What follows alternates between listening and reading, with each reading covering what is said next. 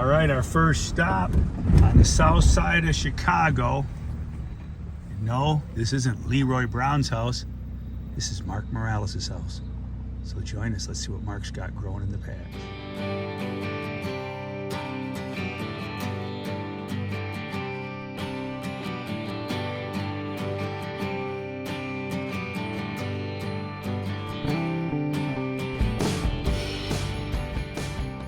All right, so here we are with Mark. Now, Mark, hey, everybody. Hey, Welcome. I was just appreciating your pumpkin. Looks like a solid pumpkin. Yeah. Nice. This is off of my 1813 seed, which was the Urena 1911, pure genetics on that. So didn't quite do as well as last year, but still had a. So this is the 1911 Urena selfed? Yeah. Well, it was from the previous year. So this is my 1813 from last year. But this year I crossed it with my 1893, which has the 2145 McMullen. So this seed will actually have McMullen and Urena 1911 genetics on it when I take it out. Awesome. Who took first place? That was Joe Atkins. Joe Atkins. He's still at it, huh? Yeah. Yeah. I remember Joe. Didn't he grow like a monster like 3 or 4 years ago? He had some pumpkin that weighed really heavy. Yeah, he's been out maybe about 1850. That's about as large as he got. Yeah, he showed up at some way off. I was there. It was here in Chicago area. Yeah, that's right. Yeah, and I was there. Personal best. Yeah, and he showed up. He had like the 5th biggest pumpkin there. Right. And he won it. Yeah. It was a rock. Yeah. So Joe had his best year today, not from a total, for the biggest pumpkin. But I strapped him on my trailer and we went to 3-way offs. And he's going to get himself a jacket. Nice. Came in a little over 4,500 for the 3. Now I noticed he that year he said he watered out of a trash can. He watered that pumpkin out of a trash can. That's all he did. Yeah, he's improved a little bit since then. Remember when he won that? His wife was so thrilled. His wife and him, that he had a great photograph of him and the wife. Yeah.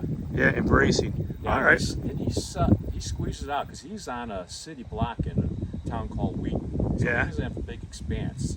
I mean, he's in his backyard, he's in his front yard, in a city block. I mean, if you talk about a small little 50 across the front and maybe 150, if that much going on. Yeah, it's amazing. You don't have to be a big farmer to grow these things. You can grow them on postage stamp lot if you got some sunshine. Yeah.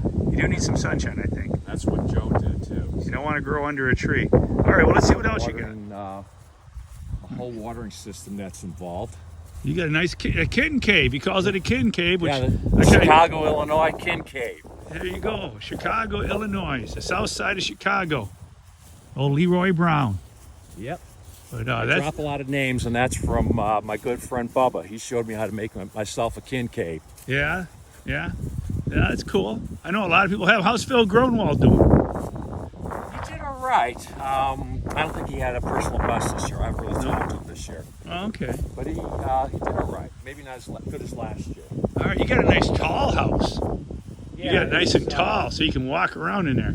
I used to have mine a little bit lower, but yeah, this is a little bit bigger screen, so it's not really an insect screen. Not at all, because that would cost about twice as much to do that. But it'll give you hail protection. Hail protection. Diffuse the wind. A little bit of the wind, and then 20%. And you can tell the difference too. So on a hotter day, you see the leaves that would have been out in the sun. You see the 20% shade on them. There's a big difference on those leaves, just getting 20% shade on them. Oh yeah.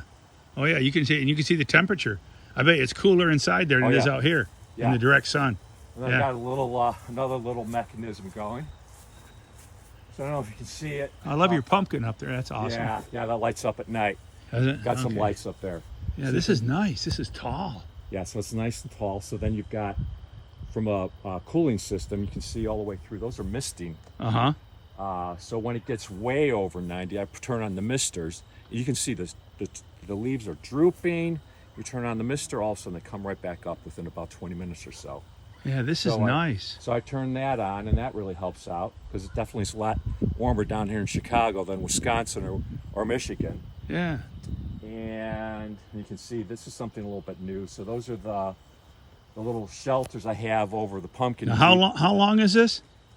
So this is about 29 feet by 66. Okay. So there's enough to grow 2 pumpkins in there and give you about 900 square feet per pumpkin. That's nice. You got her built nice. She's strong. I can see Yeah. by the header.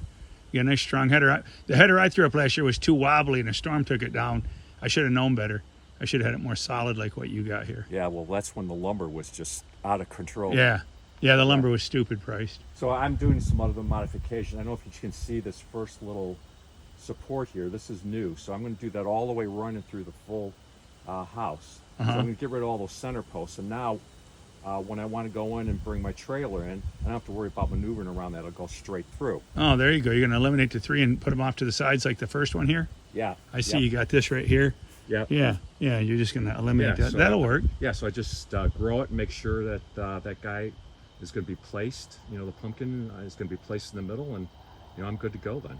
Nice setup. Nice setup. And then I don't know if you noticed here, but there's a wide opening here. So this is actually a little, and I'll show you the other side. I'm doing a little work on this, but this is a whole gate system here. So, it's a little clumsy, but it opens and closes easily, and you have a little door in there. But that's what I do so that I can get in and out easily with the trailer. I can open that up, 2-3 times a year if I need to get something inside of it.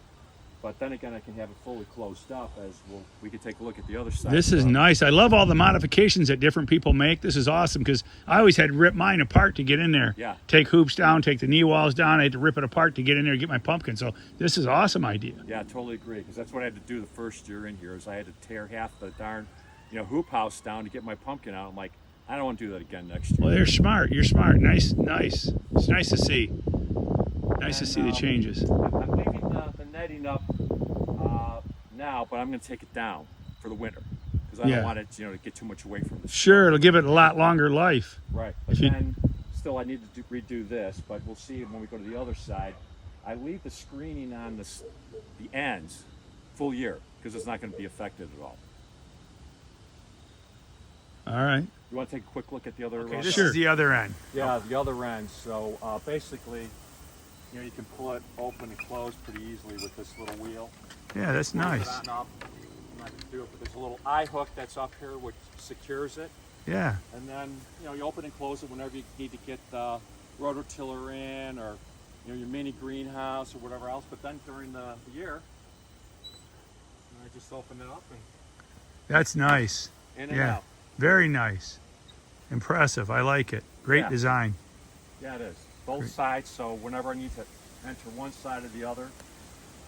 Great design. Great design. And is this over here, is this the black gold, the secret gold? So this is a little something that's different. So what this is leaf mulch.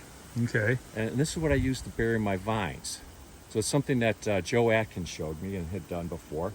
Really nice, easy to work with. As the year goes along, it's a little bit lighter material. The rain's going to wash it off, so it makes it much easier to unbury your vines once you're done with it. Have not had any type of disease pressure from it. You think you might get it, but I got it from a good source. Yeah, well, that's good. Well, if it's composted correctly, it shouldn't have disease in it. Yeah. If it's 160 degrees, I believe it is. Yeah. Somewhere around there. Yeah, I'm sure it is. That should kill the disease. It's kind of burnt in the middle there because it's been compost. So it's my third year doing the leaf mulch as the vine burying. It's worked out pretty well. All right, nice, beautiful setup. I'm going to show you how I'm going to set my pumpkins too. So this actually was the first year that I did mill fabric and found mill fabric. So I kind of have it set up here. Yeah, this looks just the stuff that Josiah Brandt uses. Same mill fabric. And I found some. I was able to sell some this year too. A lot of people got it. So first of all, 3/4 inch or whatever plywood goes down. I drill some holes in it so it can drain through. And then let's see, first layer. So you like to put the fabric on top of plywood? Yeah, I think don't some guys put it directly on the ground? Some do. Probably safer. Firmer. Yeah. I use no sand at all, so this goes down here. Yeah. And then I use a 2-layer system. Then you could slide the pumpkin. Yeah, this worked out really well. So get it set up with this. You can see these are 2x6s that are sandwiched with screws. Yeah. So it pulls really nicely. So if you got to slide the pumpkin, you just grab the board, attach it, come along to the board. Yeah. And pull the board back. And this is what I'm using. This is interesting too. This is a pallet puller. So what this does... Okay. So you don't need to do eye bolts. I put some eye bolts on mine. Yeah. I did it the hard way. This You got that fancy. goes on here, and when it starts tightening it up, it holds well. Right. But the other thing you can do is, rather than always pulling from the center, sometimes you might want to do a little pull that goes like that. Yeah, to one side. So you can come over here and do it. Yeah. Yeah. Sometimes you do. Sometimes you do want to. She might be growing a little funny. You want to pull one Gives you a side. little bit more flexibility then. I've had that experience. So then here's the come along. And rather than using rebar, this is something I found. This is about a 40-inch tent stake.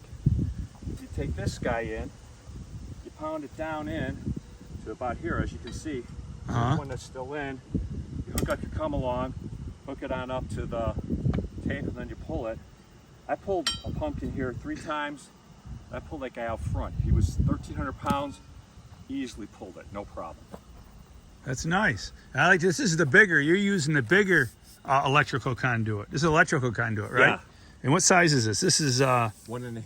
1.5. Okay. Okay. Schedule Oh, there 40. you go. 1.5 scheduled 40. Yeah. There you go. It's All right. 40 feet going across. So Okay. it's 10 or 4 sections of 10. Yeah, and it lasts a long time. I use the smaller stuff, but yeah, I like this better. This is you can walk all the way over to the edge like you are. Yeah. Mine were lower. You had to crouch. I know, it's difficult. Yeah. So you, I should have pointed it out when we I were like- up front, but you saw that big swing set sort of thing. That's how I lift up my pumpkin. So that actually sits underneath the beam there. That's about, I think, 9 feet or so up there. Nice, nice. I really like it. I like this design. I might, if I build another one day, I'll copy this. This Yeah. is nice. I like it. But next year, I still have some space. You know, sometimes trying to get the trailer in here if the pumpkin's a little too tall. So next year we're going to work up above the beam. We're going to use Jeff Tile's knuckler with that, and that actually go up above the beam, and that's how I'll pull off. I'm very flexible to do it. So Nice. that'll be next year's design. Nice. And then also on here too, I picked this up. I think it was Jay Yole or whatever else, but Shay Yo from PA. Is he from Pennsylvania? yeah, I saw this. So this comes on over. He's a long gourd guy. Grew a big long gourd. Yeah, and I think he does pumpkins too. So this is what I use. So I've had rot before where my pumpkins just got wet. So this keeps the rain off of it. That way over there is west. So I make sure that, you know, that Right. is facing west. 'Cause that's where the storm's going to come from. And then basically keep that guy down. You know, I drive this in way down. There you go. So it doesn't Do blow some away. zip drives all the way around the floor. So, you know, we had our big storms. We had our 60, 70 mile an hour winds. And this was nice and flexible. Took care of things. And then I And just... I wouldn't think you'd get that much force inside of here, would you? With the screen on you, the screen out here is going to diffuse at least half the power. Yeah, Ain't it? it probably would. Well, maybe 20%. So, But still, it's so maybe if you just stake, do you just stake one corner, or do you stake All 2 four. corners? Oh, all 4. Yeah, no messing around. Oh, okay. No, The only thing I'd be concerned with is pounding those T-posts and you don't sever any main roots. No, it's by that point there's nothing that's really out there at that point. I get it out early. All right. I get Okay. it out early. All right. Okay. You get it out there early and stake it before the roots get. Yeah, I wouldn't want to drive that T-post through a root as big around as my Agreed. finger. You know, sometimes those roots are as big as your finger. Yeah, agreed. So And sometimes big as your thumb. it's basically, you know, right after pollination, it's in. So there's no All messing right. around with it. It's ready. Awesome information. Thank you. Thank Yeah. you. What else do I have? So this is one of the things that worked out real well. I've got a lot of clay issues. Only have soil that goes down about 6 inches or so. So each year I've been broad forking it. So this goes in. Nice way to break up the soil. Yeah. It allows that soil to get down deeper and start breaking up the clay and so forth. A lot of work. I mean, the first time I had to do it out here probably took me 12 hours of work. So that just goes deeper than a rototiller? It will, but the difference is when you do go down, instead of what it does, here, let's just get it in. It goes all the way down deeper, but then you bring it up. And all it does is it just breaks the soil. So you're not going to get that. You can see how it does. So you're not going to kill as many microbes? Exactly. You're going to kill less microbes? Yeah, you're going to keep You're that. less mechanics? Yep, you're not going to put it in the blender. That's what you're Right. going to do. And then when I add my amendments, I do this in the fall. When I do my amendments next spring after my soil test, I'll just try to do a shallow rotochill on it, so I'm not going too deep. Nice. So Nice. that's that system. The other thing, so this is the watering that we have. Come on in. Watering system. All right. This reminds me a little bit of Phil's. I know Phil had a nice fancy setup over his. This is exactly the copy what Phil has. All right. So it looks pretty complicated, but basically what it comes down to is we have some fresh water coming in. We'll go out and take a look, but that goes out to the tanks where you can warm up the water. At least stays in there 48 hours. Also, this goes out to the misting system. But then when we're ready to water, we're pulling from the tanks outside, going into this shallow well pump that you have here. Comes up, I have a little water meeting. We'll talk about why I want to know how much water is going out there. Comes in, you have two options. You have this injector, so this is going to be a fertilizer injector. Basically, you're mixing it up in a 5-gallon bucket, and it pulls about anywhere from 1 to 4% of the fluid comes up, is mixed in. You make the determination how much you want to have going in there. Comes on through, and then you can see I actually have 4 set up here, but there's actually 2 watering zones that are set up right now. 2 for each plant?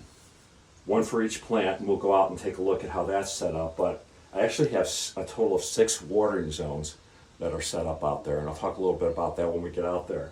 All right.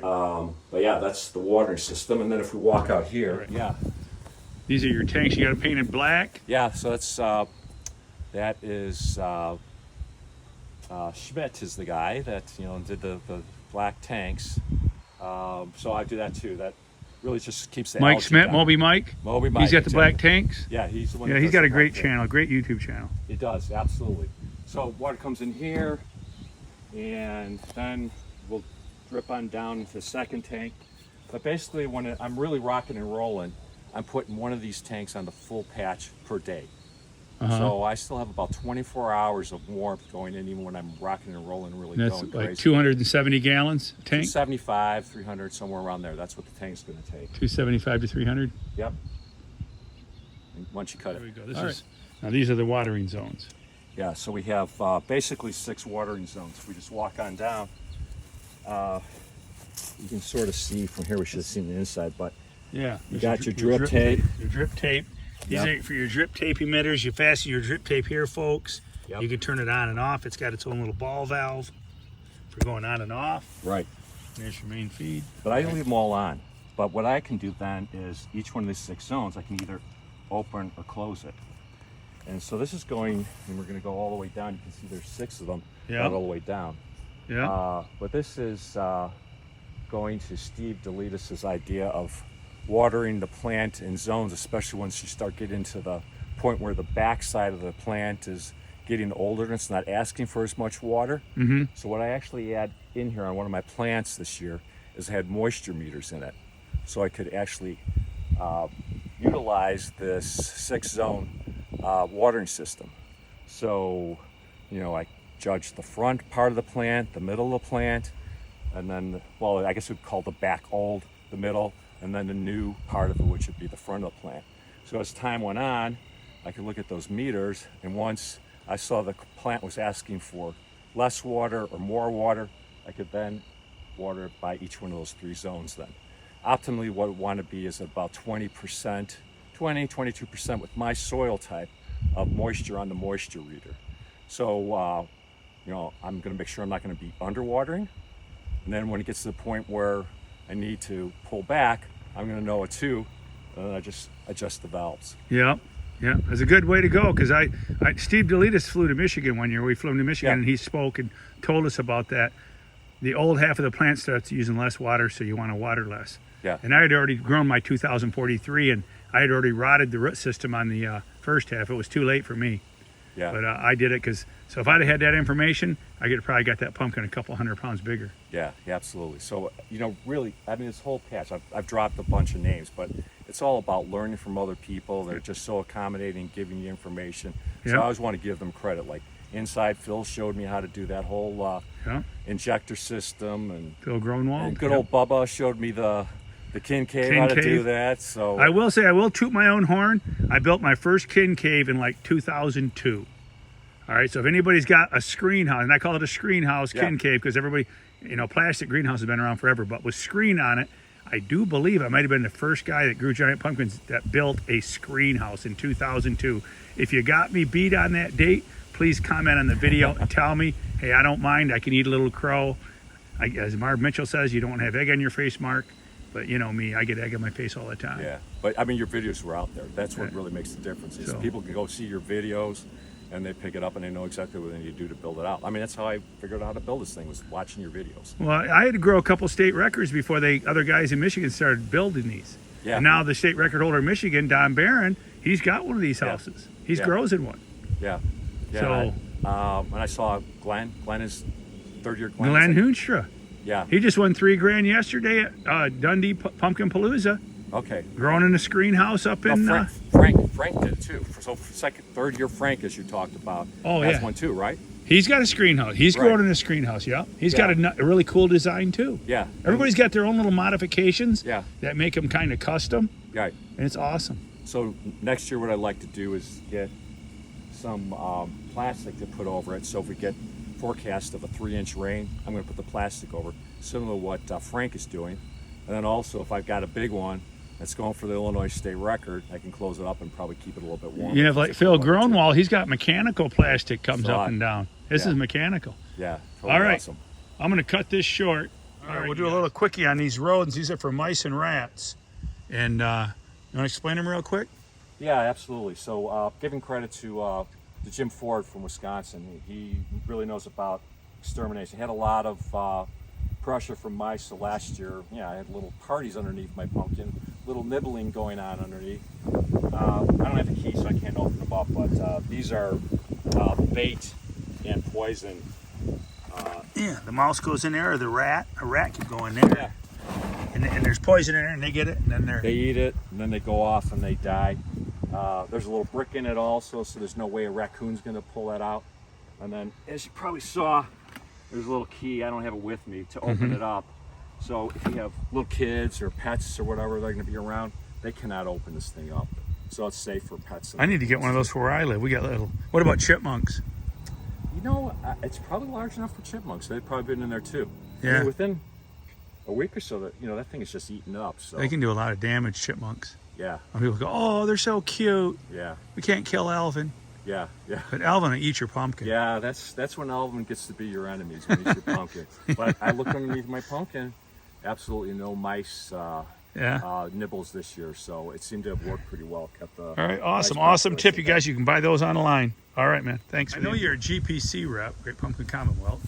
Yeah, there you go. That's the Great Pumpkin Commonwealth. People check out their website for the way off list and all the contests that they have worldwide.